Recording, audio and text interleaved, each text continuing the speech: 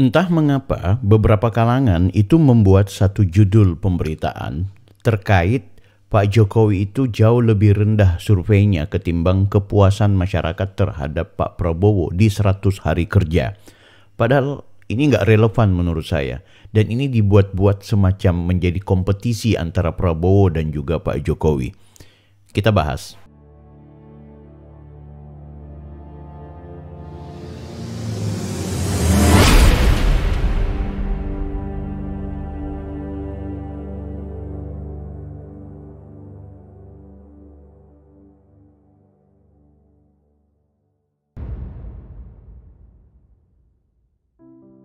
Halo guys, Anda kembali bersama saya lagi, Bang Bill. Di video kali ini saya mau mengajak kepada Anda semua untuk mari kita diskusikan bersama tentang mengapa banyak orang membuat satu postingan atau mungkin satu perbandingan antara Pak Jokowi dengan Pak Prabowo dalam konteks 100 hari kerjanya. Kita ketahui bersama, Litbang Kompas dalam surveinya memberikan publikasi bahwa Pak Prabowo itu mendapatkan 80,9% itu kepuasan yang diberikan oleh publik terhadap kinerja 100 harinya. Sementara di eranya Pak Jokowi itu 2 periode, baik di 2014 dan juga 2019, mereka melihat bahwa posisi Pak Jokowi itu cuma berada di 60%-an, ya, tidak capai 70%. Untuk 100 hari kerja ya, ingat sekali lagi kita bicara soal 100 hari kerja.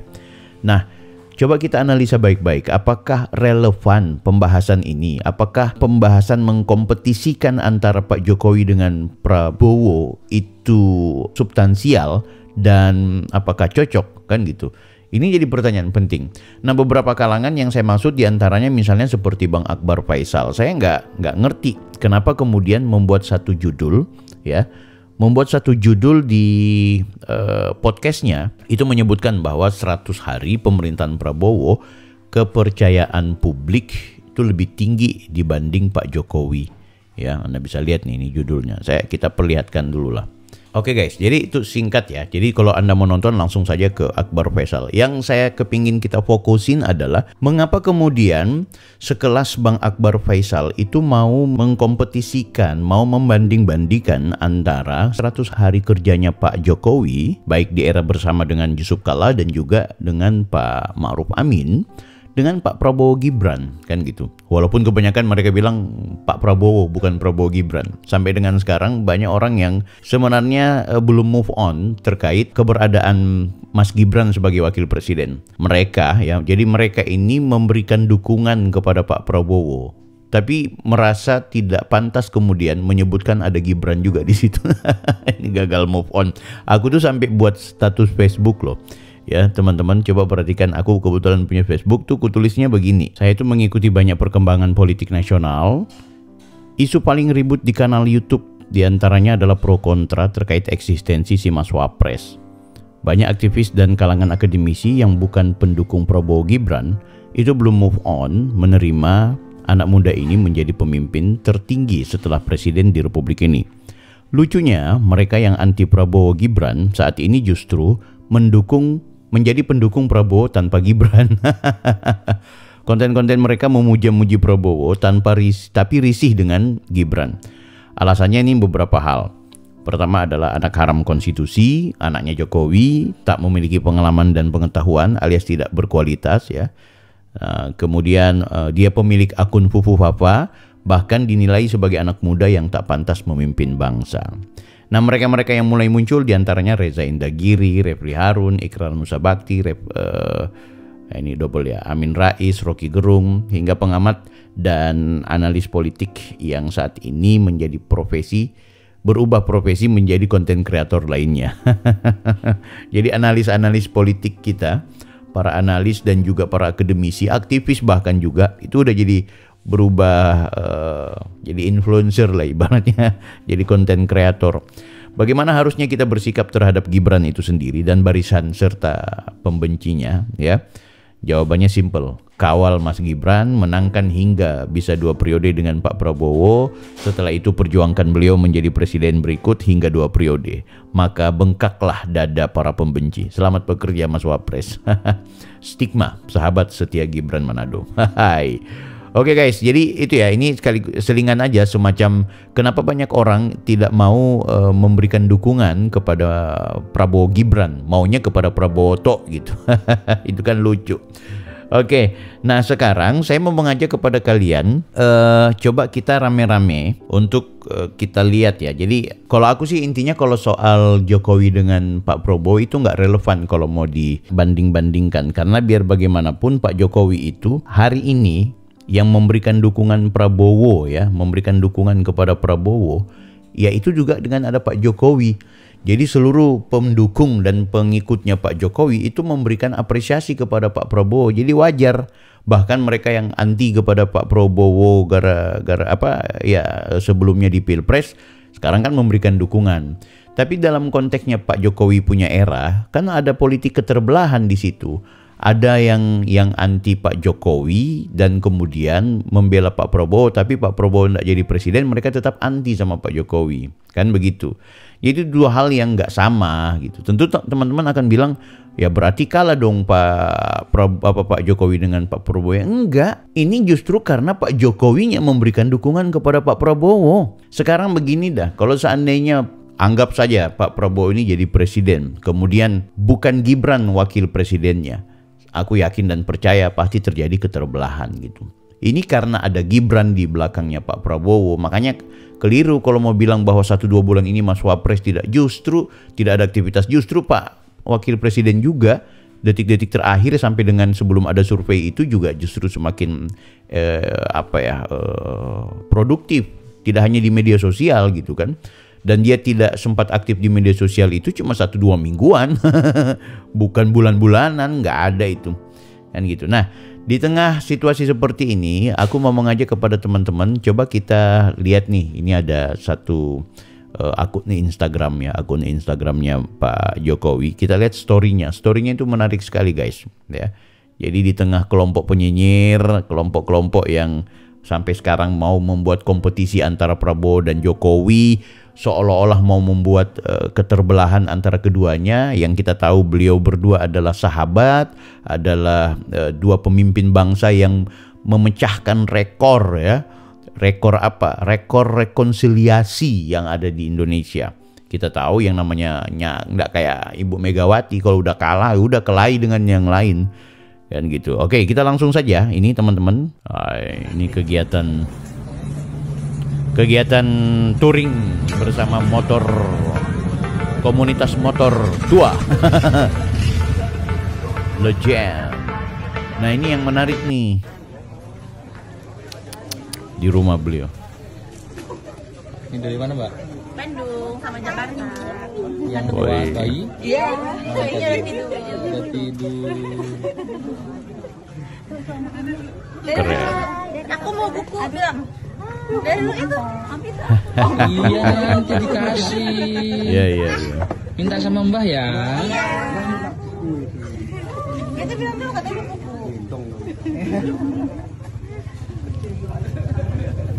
Keren.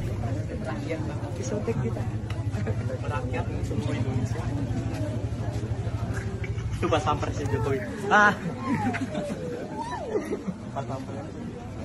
Panjang sekali guys, luar biasa. Di tengah gempuran kepada Pak Jokowi,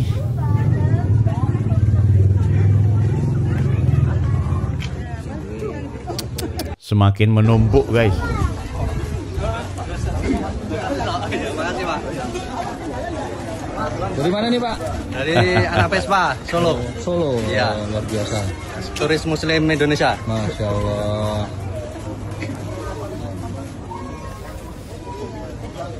Panjang guys.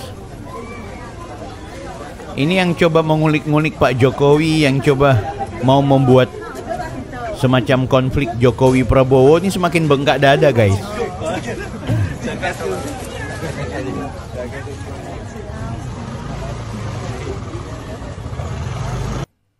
Ya, ada wong bule guys. Bukan. Ini kira Beda. Sendiri. ya, kira-kira diskusinya apa ya? Nggak dengar. Oh, stay di Jogja.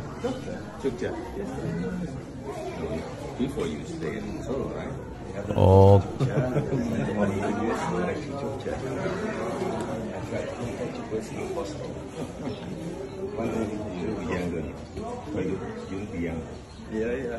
kayaknya akrab ya Pak Jokowi dengan beliau. Makanya Pak Jokowi sempat nanya, lo katanya tinggal di Solo. Dia bilang Solo, Jogja, Solo. Oh, Poland. Oh iya. Terima kasih. Terima kasih ya. Sama-sama. Thank you. Sehat selalu. Thank you.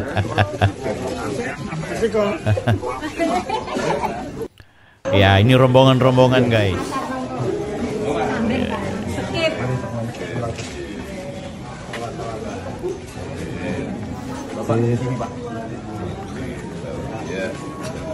Berapa orang Pak? Silakan lihat kamera. Coba Pak, 1, 2, 3. Lagi 1, 2, 3. Ya, sabun. Boleh Pak. Ini dikirim. Sekarang 1, 2, 3. Mari Pak. Banyak yang ngantri, diingatin sama Pas Pampres. Hah? Oh, Solo. Dari mana Mbak? Solo, Mas. Mas, ini dari mana Mas? Oh, Ponorogo. Dari Ponorogo, Mas. Ini pakai apa ini Mas? Sarungnya lucu. Iya. Adek dapat apa ini dari Mbah Mbah. Jokowi? Buat belajar ya. Ada. Ya. Hati-hati Mas, makasih. Iya. Terima kasih Pak. Ya.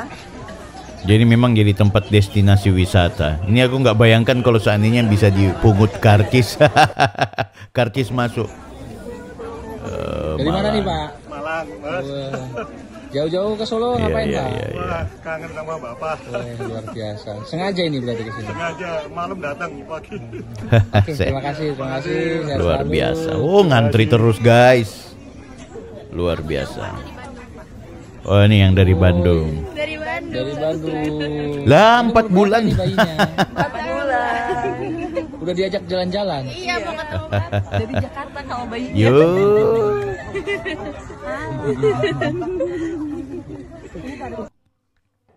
Biasanya mau ngambil berkah Pak mantan presiden. Baik. Beliau nonton bola guys. Keren. Ya.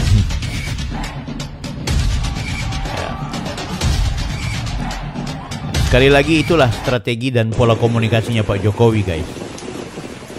Hujan. Keren, Dari mana, luar Pak? biasa. Wah, luar biasa. Terima kasih. Luar Hati-hati. biasa. Monggo. Kendati hujan. Ada yang anak-anak lagi nggak itu? Dari Bapak turun. Ada yang anak-anak enggak? Kenapa Mbak? Oh, kesian. Dari mana Mbak? Dari Jogja. Ditaruh. Kenapa? Pesannya kenapa? Gimana perasaannya bisa ketemu? Seneng banget. Sama Oh, kesian. Selalu nggak masuk lagi. Amin. Kasihan. Makasih. Lucu. Kasihan Wah, hati-hati ya, hujan-hujan. monggo.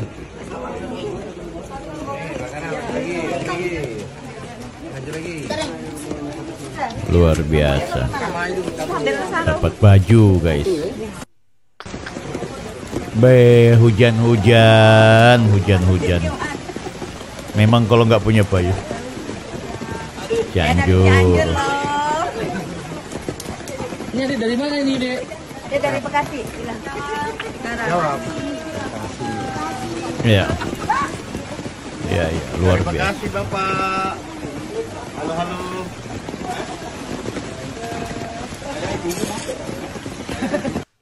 Keren ya. Nah, ini yang dibilang orang settingan-settingan. Ini dari mana nih? Dari Jogja. Bandung hadir. Ini yang dibilang settingan-settingan guys.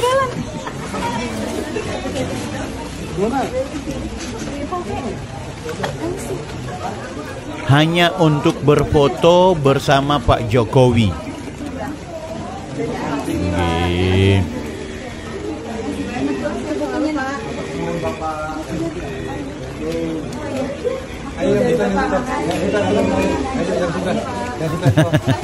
Pas Pampres memang dapat tugas tambahan mereka guys. Aduh, luar biasa.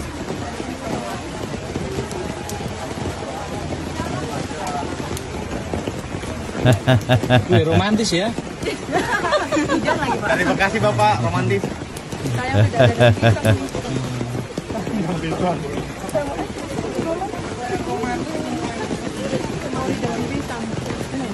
Luar biasa.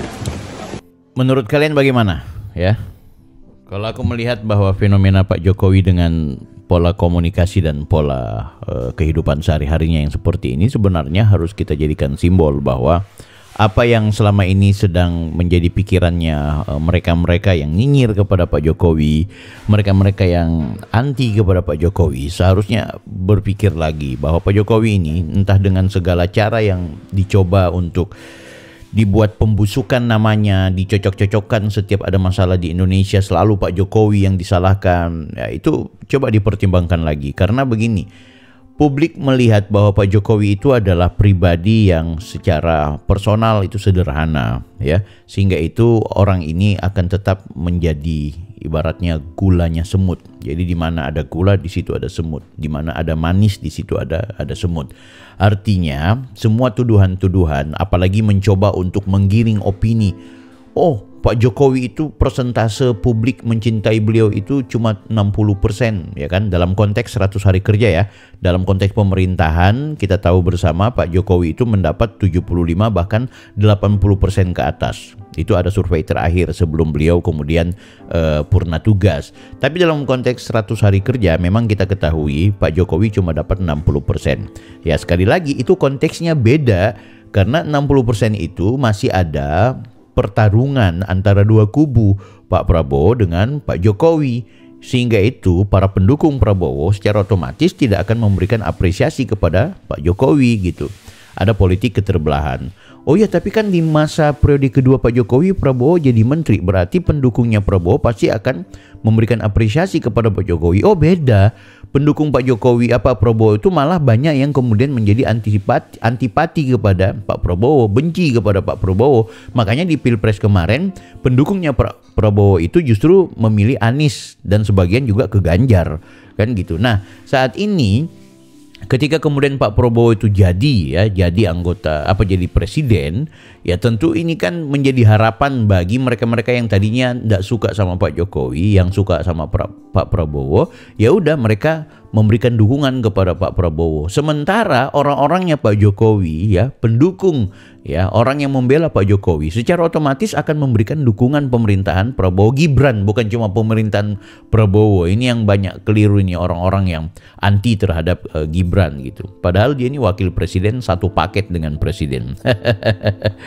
Guys, aku pikir videonya nggak usah panjang-panjang ya. Silahkan kalian lakukan penilaian sendiri terhadap realitas yang terjadi. Intinya kita sangat menyayangkan kenapa banyak penggiringan opini mau membuat semacam penggiringan yang membentuk seolah Pak Jokowi itu nggak dicintai rakyat, Pak Prabowo itu mendapat apresiasi dari publik.